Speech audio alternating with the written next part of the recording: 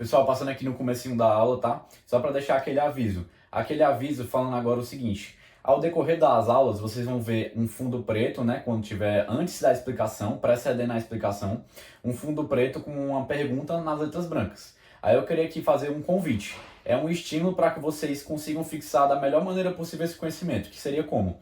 Quando surgir uma pergunta, vocês pausam e tentam responder da melhor maneira que conseguirem. Então, assim, a pessoa só conseguiu falar duas coisas ali em relação à pergunta. Já está de excelente tamanho. Conseguiu falar mais? Melhor ainda. Mas comecem de alguma maneira, mesmo que falando uma, duas coisas sobre aquela pergunta, porque isso vai ajudar muito vocês a fixarem o conhecimento. Não precisa tomar muito tempo. Pausa ali, fica 20, 30 segundinhos e responde ali o que vier na cabeça. Porque isso vai ajudar o raciocínio de vocês a ganhar muita agilidade. Beleza? Então, sem mais delongas, vamos para a aula mesmo.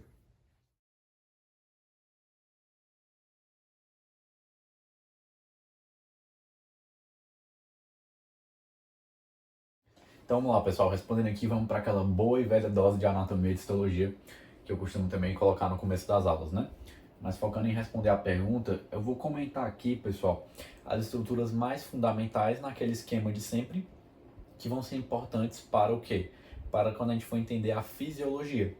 Mas o que vai acontecer? Eu não vou comentar tanto, detalhar tanto, por exemplo, a genitália externa, porque isso, enfim, não seria uma aula de anatomia. Então aqui é lógico que eu não estou abordando toda a extensão, né, da questão da anatomia masculina, etc. Mas aqui o meu foco é aquele, colocar as bases para a gente mais à frente. Então vamos aqui. Quando a gente está falando de anatomia masculina, a gente pode dividir assim como na feminina em interna e externa. A externa não é tanto o meu foco, mas eu vou comentar aqui porque me interessa em parte. Vamos entender por quê. Aqui a gente teria o pênis e aqui o testículo. O que me importa é que vocês saibam que no pênis passa aqui o quê? Passa a uretra, em grande porção, certo? Na porção ali da uretra, em grande parte dela está passando pelo pênis. E no testículo é onde a gente vai encontrar o quê? No testículo já vou falar o que a gente vai encontrar. Mas não vou adiantar logo, depois eu falo de novo. No testículo a gente encontra os túbulos seminíferos e também um interstício que está ali arrodeando, né? Ou melhor dizendo ali, circundando esses túbulos. Então é isso que a gente vai encontrar no testículo, tudo bem? Então isso aqui é o que me serve hoje da genitália externa. Só vocês entenderem aqui onde está passando a uretra, em grande da sua parte, né? Não é toda a uretra inteira que está passando pelo pênis, mas uma parte dela. E que no testículo nós temos os túbulos seminíferos e um interstício, um tecido circundando esses túbulos seminíferos, tudo bem? Então indo aqui agora para a parte mais interna da anatomia, falando aqui de maneira bem rápida, só para não deixar passar batido também e aproveitar alguma coisa na fisiologia. Aqui eu coloquei nessa bola BX, né, abreviação de bexiga, obedecendo nada às proporções anatômicas, mas aqui eu tomei a liberdade artística, poética, para facilitar a explicação. Coloquei só a bexiga para a gente tentar se situar melhor. E eu coloquei essa estrutura vermelha. Essa estrutura vermelha aqui que está repousando sobre o testículo, certo? Não é nada mais, nada menos do que o epidídimo. Tudo bem? Epidídimo, que já vou citar aqui rapidamente, é um local muito importante para a maturação dos espermatozoides, tudo bem? Então, é porque, o que acontece? Aqui a gente tem basicamente um caminho. Aqui digamos que tem os túbulos seminíferos.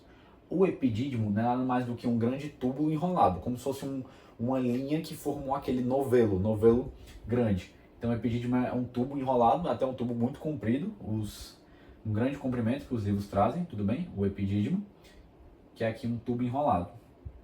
Os túbulos seminíferos drenam para o epidídimo, tudo bem? E o epidídimo, por sua vez, tem esse ducto aqui que vai chegar em outro lugar que eu já chego, nessa parte. Mas esse ducto que drena a partir do epidídimo chama-se ducto deferente. Então a gente já sabe que há alguma coisa sendo formada aqui nos túbulos seminíferos. essa substância passa para o epidídimo, do epidídimo, por sua vez, passa para o ducto deferente, e o ducto deferente vai fazer esse trajeto, vai ter uma hora que o ducto deferente vai ficar mais espesso. Essa região é chamada de ampola do ducto deferente. Tem uma hora que após acabar aqui a ampola, né, chega essa porção aqui que desemboca basicamente na próstata e segue reto, que se encontra aqui com a uretra que vem da bexiga também, uma parte aqui, um segmento que vem da bexiga, tudo bem? E essa parte aqui pós-ampola chama-se ducto ejaculatório. Quando o ducto ejaculatório se unir com essa parte que vem da bexiga, vai ter a formação da uretra propriamente dita para cá, tá bom? Que é essa uretra aqui que tem a porção prostática, tem as outras porções aqui, mas como eu falei, não é uma aula muito de anatomia. Mas entender que aqui tem um ducto ejaculatório, depois do ducto ejaculatório chegamos na uretra, que eu já até tinha colocado aqui, na porção mais do pênis, e finalmente aqui chegaria aonde? Vou apagar aqui já.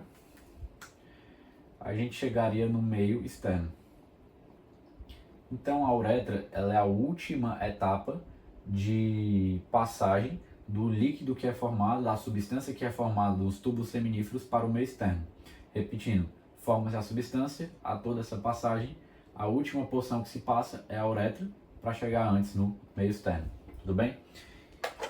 Pontos importantes. Queria só reforçar essas três estruturas aqui que eu pintei até de preto. O que acontece? Aqui a gente tem, tá com a caneta azul, uma glândula, melhor dizendo, vesícula seminal. Aqui onde passa essa porção da uretra, que é a porção da uretra prostática, já ajudei. Essa outra estrutura aqui seria a próstata. Tudo bem? E por último, essa última estrutura aqui seria a glândula bulbo uretral. Para não ficar uma aula de anatomia, só fazendo relação aqui, explicando essas coisas, a vesícula seminal e a próstata, eu creio que vocês guardassem só o quê? Que elas ajudam a formar aquela substância que é o próprio sêmen. O sêmen é aquele líquido que é liberado pelo homem após a ejaculação. Então, o sêmen é formado tanto por líquidos secretados aqui pela próstata, pela vesícula seminal, como também pela própria substância formada ali nos tubos seminíferos, que é especialmente os espermatozoides, tá bom? Então, só para deixar isso claro.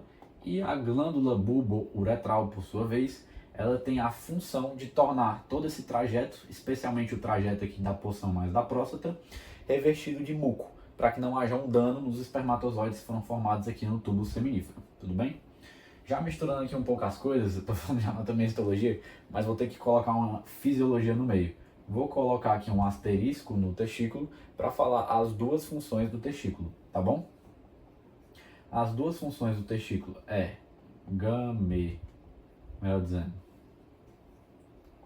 vou colocar aqui embaixo, espermatogênese e esteroidogênese. Pronto. Funções do testículo são essas. Pessoal, só uma coisa que eu não me recordo se eu falei na anatomia externa, mas o testículo ele fica alojado no saco escrotal, tá bom? Só para deixar isso claro também, porque eu não desenhei, mas aqui teria o próprio saco escrotal e, enfim, só para comentar isso com vocês também, tá bom? Mas voltando aqui para não perder o fio da meada. As duas funções do testículo consistem em espermatogênese e esteroidogênese. Vamos entender isso aqui de uma perspectiva, de um ponto de vista mais histológico, ou seja, mais microscópico. Vou apagar aqui ducto ejaculatório, que eu acho que já ficou claro, porque a seta tem que apontar para cá, que é onde eu queria que ela apontasse. Então eu vou usar aqui a nossa velha e boa tecnologia, vou dar esse zoom aqui no testículo. Então vou colocar aqui zoom. Dando esse zoom no testículo, o que a gente vai ver? Aqui no testículo, eu já não falei que a gente tem propriamente ditos os próprios o quê? Os próprios túbulos seminíferos. Então, na perspectiva histológica, eu quero mostrar isso aqui. Esse círculo que eu desenhei é como se eu pegasse o túbulo seminífero e disseccionasse ele de maneira axial. Então, digamos que aqui é um túbulo seminífero, um cano, certo? Como se fosse um cano essa caneta. Então, eu cortei dessa maneira aqui. Cortei, aí vocês estariam vendo assim, tá bom? Nessa visão. Então, aqui seria a visão do túbulo seminífero nesse corte que eu expliquei para vocês. Nas adjacências, na vizinhança, nos arrodeios, nos ao redor do túbulo seminífero, a gente contém algumas células aqui dispostas nesse interstício, tudo bem? Essas células, chamadas de células intersticiais, são as células de Leydig. Tudo bem? Então, ao redor, fora dos túbulos seminíferos, na vizinhança do túbulo seminífero, nós temos as células de Leydig. Como elas estão na localização intersticial, são chamadas também de intersticiais. Por fim, falando agora mais do túbulo seminífero propriamente dito, é aqui dentro do túbulo seminífero, como eu já até adiantei aqui, que vai haver a produção dos espermatozoides. Então aqui a gente vai ter a produção dos espermatozoides dentro do túbulo seminífero, e para haver essa produção é essencial que haja uma célula de sustentação, uma célula muito importante. O nome dessa célula é chamada de célula de Sertoli. Sertoli, S de sustentação, eu gosto de lembrar assim, fica a sugestão, tudo bem? As células de Sertoli vão ajudar na espermatogênese, que é uma das funções. Então sobrou qual para as células de Leydig? Precisamente a esteroidogênese. Então as células de Leydig vão participar da esteroidogênese. Como a gente está falando do homem, o homem vai formar o quê? Principalmente androgênios. Também há uma produção de hormônios sexuais femininos como estrogênio, etc. Tem, mas é principalmente, quase que na totalidade, androgênios. Então a célula de Leydig vai formar androgênios. E qual é o principal androgênio que vai ser formado aqui, que a gente está falando? É precisamente a testosterona.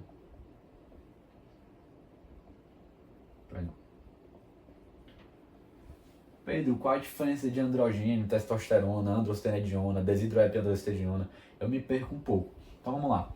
Androgênio, por definição, andrógeno, pode ser os dois nomes. Androgênio ou andrógeno é aquele hormônio que tem por ação induzir características masculinizantes. Então, repetindo, androgênios são hormônios que causam, que dão, fazem acontecer ali, fazem aparecer características masculinizantes. E os androgênios é esse grupo de hormônios. Dentro a gente tem aqui, principalmente produzido pelas células Leydig, a testosterona. Mas a desidroepiandrosterona, que é o DEA, né? A própria androstenediona, também são exemplos de hormônios do grupo dos androgênios. Então, só para fazer esse esclarecimento terminológico, tá bom? Então, esse aqui é o principal que eu queria falar de histologia e de anatomia com vocês.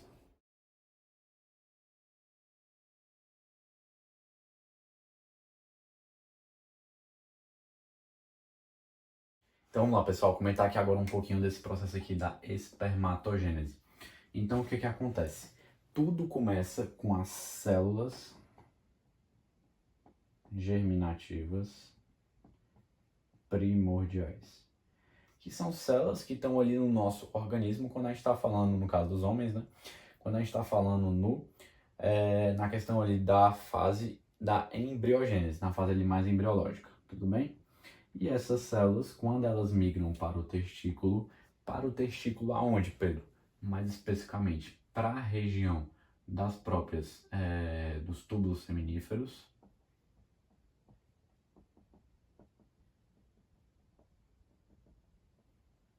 elas passam aqui nessa região a ser chamada agora de espermatogônias. Aí tudo bem, esses espermatogônias ficam ali, tudo mais, migraram, estão aqui numa certa quantidade, mas quando chega a fase da puberdade, que é por volta ali dos 13 anos, aproximadamente, puberdade, o que que vai acontecer? Essa espermatogônia vai começar a sofrer muita mitose, então vai começar a se multiplicar, formar várias. E essas, por sua vez, vão sofrer o quê? Em algum momento, uma meiose, que vai dar origem a essa nova célula. Essa nova célula é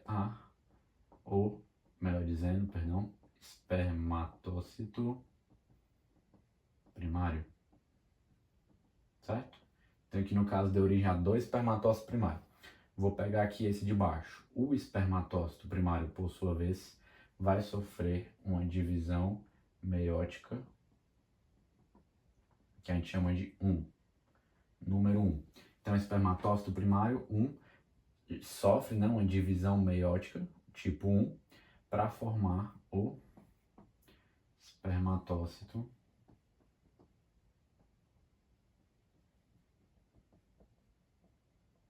secundário. Agora vamos lá, pessoal. O espermatócito secundário, por sua vez, vai sofrer, vou colocar aqui a seta, vou apagar aqui divisão meiótica, vou botar aqui, botar assim, tá? Vou colocar DM, divisão meiótica 1. Essa aqui. De espermatócito primário para formar 2 espermatócitos secundários, divisão meiótica 1. Agora vamos pegar aqui o espermatócito secundário. Esse, por sua vez, a gente vai sofrer uma divisão meiótica 2 para formar as espermátides.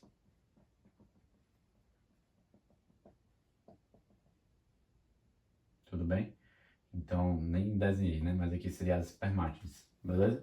Que foram formadas aqui a partir do espermatócito secundário após o processo de divisão meiótica 2, tudo bem? Então, só recapitulando, temos a espermatogônia, chega na fase da puberdade, mitose, mitose, mitose, e começa-se a diferenciar essa espermatogônica, pós-meiose, que é uma meiose também que ocorre. Essa espermatogônia se torna-se um espermatócito primário, espermatócito primário. O espermatócito primário, por sua vez, sofre a divisão meiótica 2 para... O espermatócito primário sofre, por sua vez, a divisão meiótica 1 para formar o espermatócito secundário. O espermatócito secundário, por sua vez, sofre a divisão meiótica 2 para formar as espermátides, tudo bem? E o que acontece? Essas espermátides, elas ainda parecem muito com a célula epitelial. Elas ainda não parecem como um espermatozoide. Então elas vão ter que passar por um processo de maturação, tudo bem?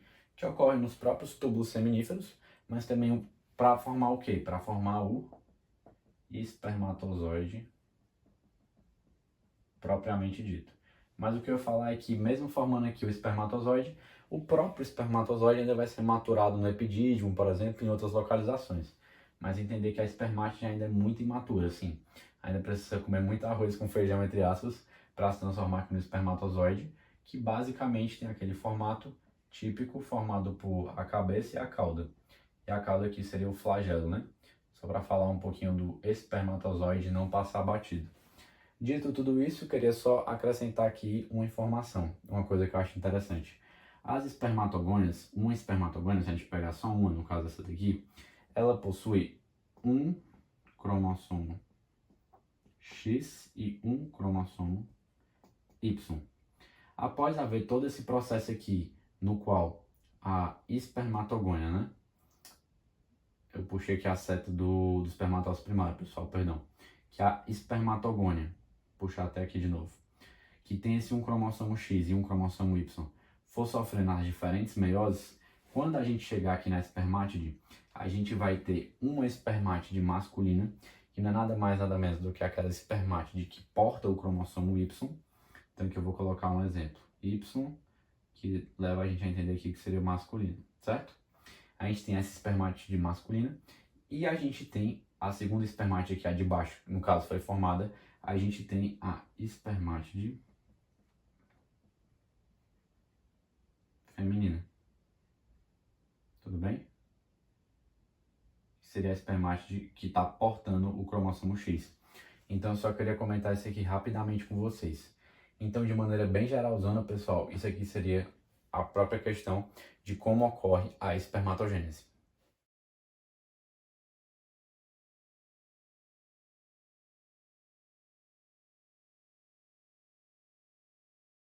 Vamos lá, pessoal, respondendo aqui a pergunta, eu vou falar agora da produção de alguns hormônios. Quais hormônios? Os androgênios. Os androgênios que são precisamente os hormônios sexuais masculinos, tudo bem? Então vamos lá. Além de falar dessa produção, eu vou falar como ocorre a regulação dessa produção. E agora a gente vai ter que vir para aquela ideia do bom e velho eixo. Bom e velho eixo hipotálamo, hipófise. Como aqui a gente está falando das gônadas masculinas, testículos. Certo? Então vamos lá. O que acontece, pessoal? Para que haja a produção de testosterona, isso falando o quê? Falando ali mais na fase, quando a gente saiu da vida fetal, enfim, depois eu vou explicar isso, sim, mais pra frente, não se preocupem. Mas quando a gente fala ali, sem considerar a vida fetal, aquela vida neonatal, o que acontece? Para haver a produção de testosterona, a gente precisa que o hipotálamo esteja secretando um hormônio. Esse hormônio secretado pelo hipotálamo é precisamente o GnRH, que também pode ser chamado de LHRH. O GnRH, pessoal, a sigla significa o quê? Significa gonadotropin releasing hormone. E quando que o hipotálamo vai começar a produzir o GnRH, Pedro? Quando que começa esse start, esse peteleco, esse empurrão, esse vai hipotálamo começa? A gente sabe, pessoal, começa ali mais ou menos na fase da puberdade, por volta dos 13 anos. Mas não há muita clareza na literatura só um instante. Puberdade. Mas não há clareza na literatura do que especificamente acontece. Mas a gente sabe que ocorre ali por volta da puberdade, tudo bem? E quando se der esse start do hipotálamo produzir o GnRH, então vamos lá, gonadotropin releasing hormone, então hormônio liberador de gonadotrofinas, né, no caso, quem libera a gonadotrofina é a hipófise. Então a gente já espera que esse hormônio haja na hipófise. Em qual porção da hipófise, Pedro? Mais precisamente na adenohipófise. Para que a hipófise produza as gonadotrofinas, produza e libere. Por isso que é hormônio liberador da gonadotrofina, tá bom? E as gonadotrofinas, por sua vez, é precisamente o FSH e o LH. Vamos entender que é muito importante a gente fazer a diferenciação de qual age em cada célula ali quando a gente está falando do testículo. Então vamos só relembrar, já comentei mais atrás, mas no testículo a gente encontra dois tipos celulares. As células de Leydig, que estão localizadas aonde, Pedro? Ali justamente na vizinhança, no ao redor, na região circunjacente, né? Ali da onde? Precisamente dos túbulos seminíferos. E as células de Leydig também podem ser chamadas, como elas estão ali no interstício do testículo, que é aquele tecido que circunda o túbulo seminífero, podem ser chamadas também de intersticiais. Vou colocar aqui do lado.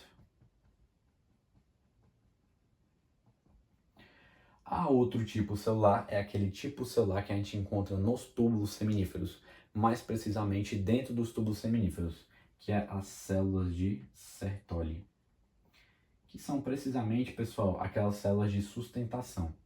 Vou colocar aqui, sustentação. Tudo bem? Abreviado. Vamos entender que o LH age nas células de Leydig.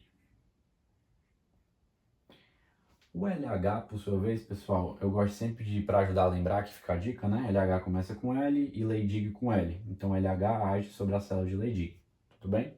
E o FSH, por sua vez, age sobre as células de Sertoli, tudo bem? Vamos entender o que cada um faz. O LH age sobre as células de Leydig, estimulando as células de Leydig a produzir a testosterona.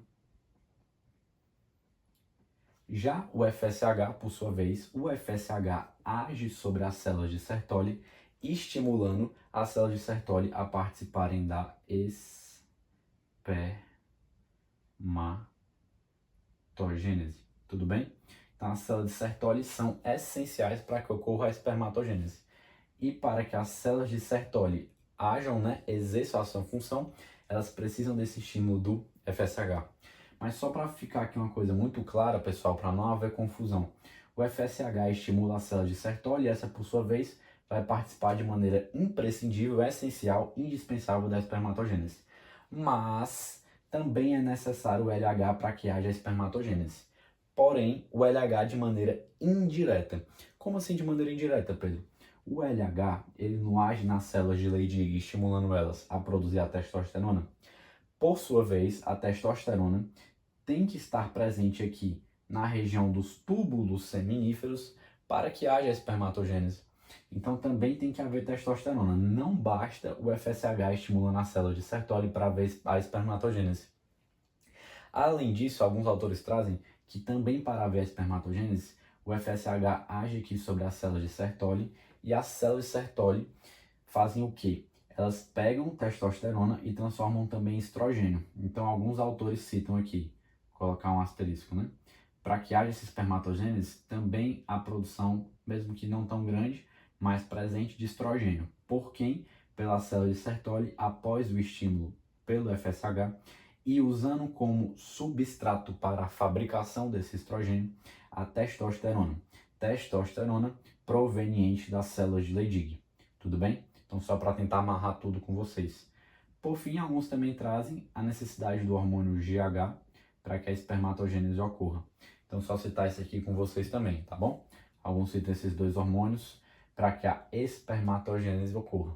Mas entender que o básico, o basicão, é que o FSH esteja estimulando a célula de Sertoli, beleza? Então, isso aqui, de maneira geral, é a ideia que eu queria passar.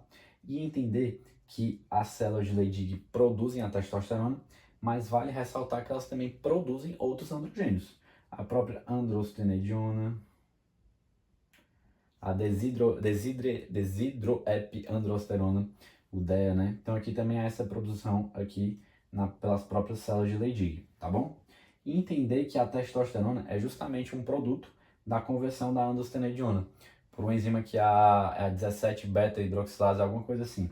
Não vou lembrar o nome exato da enzima, mas tem uma enzima muito importante que é imprescindível, é essencial para que haja a formação de testosterona na célula de Leydig, sendo a testosterona o principal produto, o principal andrógeno, melhor dizendo, que é formado, o principal androgênio que é formado pela célula de Leydig. E vamos entender o seguinte, quando esses androgênios aqui, de maneira geral, começam a aumentar os seus níveis, ou seja, a célula de Leydig está liberando ali, digamos que muito, a gente pode ter o bom e velho feedback. Feedback aqui no caso, como é um feedback? Nós estamos buscando a volta da homeostase, tudo bem? A gente está falando de um feedback negativo. Então aqui estaria ocorrendo por quê? Porque o androgênio está muito alto. Então esse androgênio vai atuar na adenipófise e no hipotálamo com feedback negativo, estimulando que o hipotálamo, melhor dizendo, que a adenipófise, começando aqui por ela, que a adenipófise reduza a sua liberação de gonadotrofinas, isso principalmente, e em menor grau também há um feedback para que o hipotálamo reduza a sua secreção de GnRH, ou se vocês preferirem chamar, de LHRH. Tudo bem, pessoal? Então esse aqui era o principal que eu queria comentar com vocês. Só lembrar aqui aquela boa e velha história, de que eu gosto sempre de falar, né? Que trofina vem do grego, que é aquela trofina de alimento, tudo bem?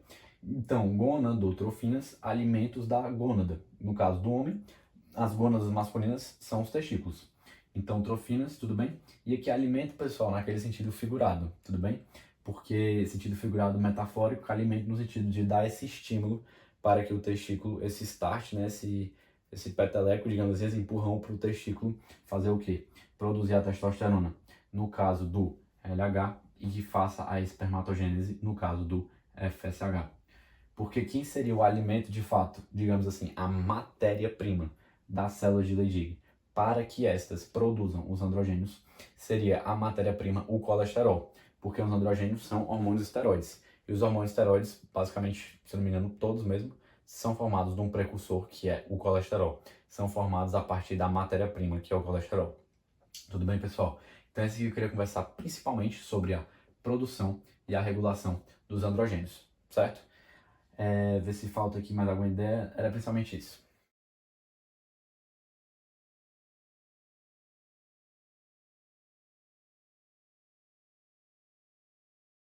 Então, vamos lá, respondendo aqui, eu quero conversar agora um pouquinho com vocês sobre a testosterona e a sua ação em diferentes fases da vida do homem, tudo bem? Então, vamos já raciocinar aqui juntos.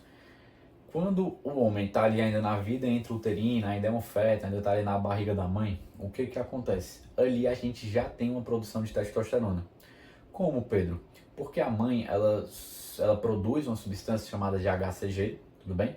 E essa substância produzida pela mãe, mais especificamente pela placenta, é uma substância que age ali no feto e induz a produção, melhor dizendo, de testosterona. Essa testosterona, por sua vez, ali na vida fetal, vai induzir o quê? Ela vai induzir, deixa eu botar aqui, né? Assim fica mais legal. Testosterona, quando a gente está falando a nível de vida fetal, vai levar a gente a o quê? Vai levar a gente a o que é muito importante, que é especialmente a diferenciação da genitália externa do testículo, consequentemente do testículo, das células produtoras de androgênios. Então essa testosterona que age aqui sobre o homem quando ele ainda está na vida fetal ali intrauterina é essencial para que haja essa diferenciação da genitália externa e para que haja a formação efetiva do testículo, que a gente costuma chamar aqui a formação do testículo do desenvolvimento dos caracteres ou características sexuais primárias. Então aqui no caso do homem a característica sexual primária seria o testículo. No caso da mulher a característica sexual no caso da mulher a característica sexual primária na mulher seria o próprio ovário. Só para fazer esse paralelo para vocês entenderem, tá bom? Então aqui na vida fetal a gente já tem um papel muito importante da testosterona. E essa testosterona continua com níveis até que significativos até ali por volta de 10 semanas após o nascimento. Ali num período neonatal, mais ou menos, também ela ainda está presente, tudo bem? E essa testosterona, após esse período ali mais inicial, após o nascimento, ela vai novamente baixar muito e ficar naqueles níveis quase que zero. E quando que ela vai retomar a produção, vai retomar a aumentar, Pedro? Quando que ela vai voltar a ficar em níveis significativos? Aí, pessoal, só quando a gente estiver na puberdade. Na puberdade, a gente vai ter todo um processo ali que os autores não descrevem muito bem exatamente o que acontece, mas um processo que vai dar um peteleco, um start, um empurrão para que se inicie a secreção de GNRH pelo hipotálamo. E o resto da história, a gente já comentou aqui na parte mais do eixo, então qualquer coisa vocês podem voltar um pouquinho, tudo bem? Então na puberdade a gente volta também a ter uma produção e ação da testosterona no organismo ali do homem. Agora, mais para quê? Mais para aquele desenvolvimento também do que? Da própria genitália externa, agora no sentido mais de maturação, vai ficar ela mais maturada, tudo bem? Uma maturação do testículo e um start também em que? Principalmente na espermatogênese. Para além disso, também tem a questão da distribuição dos pelos, que inicia ali, né, que teria aquele início mais na puberdade. A gente teria também a questão da voz ficar mais grossa, enfim, a questão de ganho maior de massa muscular, tudo bem? Isso aconteceria aqui na puberdade. E isso é o que a gente chamaria mais a questão, por exemplo, da distribuição dos pelos, a questão também da barba, um exemplo, a questão do desenvolvimento maior da genitália externa, assim, a maturação, seria principalmente as características sexuais secundárias. Tudo bem? Então vou botar aqui pelos, barba, no caso de alguns, né, calvície, voz grossa, maturação da genitália, entre outros, tudo bem? E entender o seguinte, também aqui entra a questão da libido, e entender o seguinte, que após a puberdade, beleza, já rolou aí o desenvolvimento, tudo bem, desenvolveu ali, teve todas essas alterações, digamos, mas após a puberdade, a testosterona continua ali sendo produzida, basicamente pelo resto da vida. A gente pode ter um período chamado de andropausa, que seria o climatério masculino, entre aspas, né? Mas os autores falam que isso é muito inconclusivo a idade que começaria, então pode começar muito tardiamente ou não, enfim, em condições fisiológicas, né? Mas seria essa redução da produção de testosterona por uma falência testicular, digamos. Mas isso é uma coisa mais incomum, assim, não é tão assim debatido, falado como a menopausa da mulher, que é uma coisa assim, muito mais característica, né? Mas voltando aqui, para não perder a linha de raciocínio. Após a puberdade, continua-se essa produção de testosterona. Se essa produção cessar por algum motivo que seja patológico, que seria o esperado, né?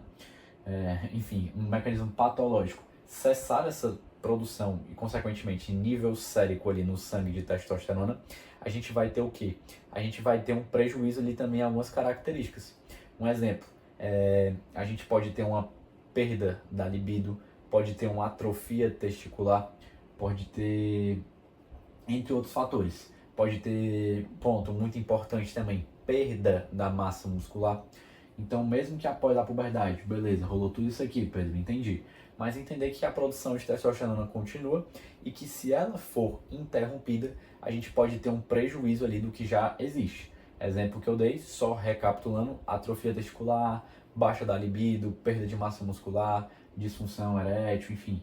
Esses são os exemplos aqui que me veio mais na cabeça agora. Então, entender também que existe o resto da vida aqui, se a gente fosse pensar aqui na cronologia, né? Desde a vida fetal, passando pela puberdade e seguindo pelo resto da vida.